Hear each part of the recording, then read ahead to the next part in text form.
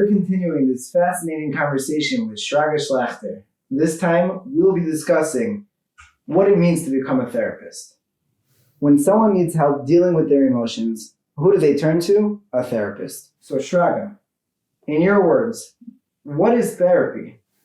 Therapy is a safe place to be able to deal with fears in a containing, accepting environment, and helping the patient to build the inner trust in him through the conflicts that he brings to therapy. And why do people come for therapy? People come to therapy because their defense mechanism cannot help them coping with the fears that they feel, because the control doesn't help them. Because there's two controls and one contradicts each other, and therefore they're left helpless. So they come to therapy to be able to increase one of the sides of the fear and to be able to solve their conflict. However, as a therapist, we don't solve the problem. We help them build trust through the window of opportunity that's called conflict. And what can the therapist offer? Therapist offers a safe environment to be able to deal with the fears behind the need of control. There's this unique quality about fears. The more we talk about it, the more we contain it, the less it exists. So therapy is about basically talking about fears, containing the fears, and eventually increasing the inner feeling of security of our patient. If somebody comes to therapy simply to please somebody else and to make someone else happy, does that work? Anything can work in therapy. The therapist has to utilize all the different situations in therapy for the benefit of therapy. So if a patient comes and he says, I came because my wife told me to come or because someone else told me to come, so we can work with the patient. Why does he choose to come to please someone else? And there's a conflict that we can work with. So there's always a possibility to use in therapy any obstacle for the benefit of therapy. What does one need to become a therapist? That's a beautiful question, Marty. I tell my students we need to be humble. Because when you're humble, you're not judgmental.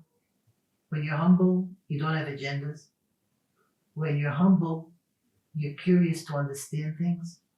And when you're humble, you go to someone else to be able to help you with that, because even though you're a therapist, you go for supervision by someone else.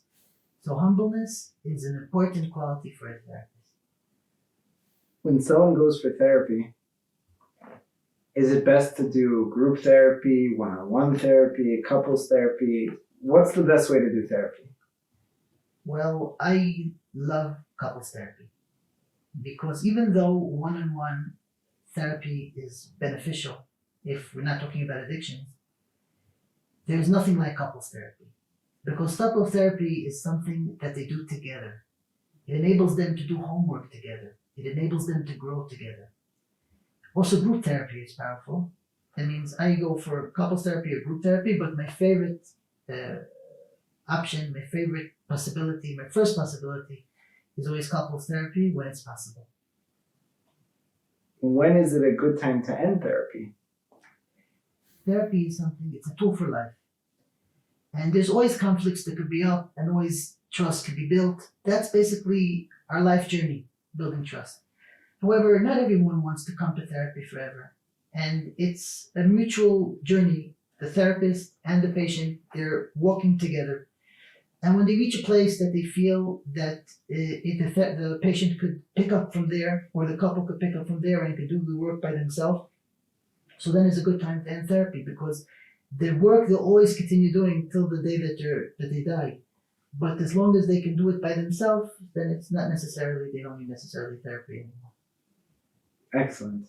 Is there any difference between a religious therapist and a secular therapist? There shouldn't be a difference. Because the therapist is not supposed to reflect his beliefs on his patients in the clinic.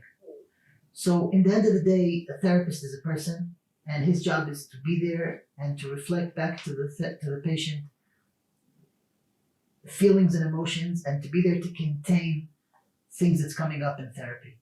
So if you find that the therapist does reflect on you his beliefs and emotions, then there's a problem. Can anybody become a therapist? Well, in the reality, everyone could be a therapist. However, it's not that easy, because therapy is about looking first of all inside yourself, understanding yourself, analyzing yourself, being willing to look deep to look in the mirror inside your insecurities, inside who you are. So someone that's willing to go through that journey eventually also could help other people. If anybody can become a therapist, and therapy really is just learning to talk about our emotions and bring up what's going on inside of us, does it really matter? Does it make any sort of difference which topics come up in therapy? The truth is, any topic we'll bring up in therapy will help us build the inner core of trust. And the more we build the trust, the less fear will exist in anything. I mean, even if we address a specific issue and we're able to contain the fear and build trust, the trust that we build over there would help not just in the issue that we're talking about now, but will help across the board in all the fears that our patients will feel and will improve his quality of life. Therefore, it doesn't make a difference what issue we're talking about.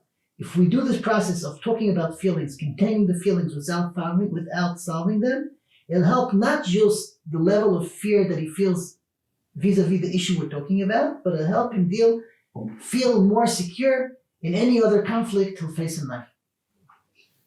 Thank you. Are you ready to become a therapist? Well, keep listening to find out what it really takes.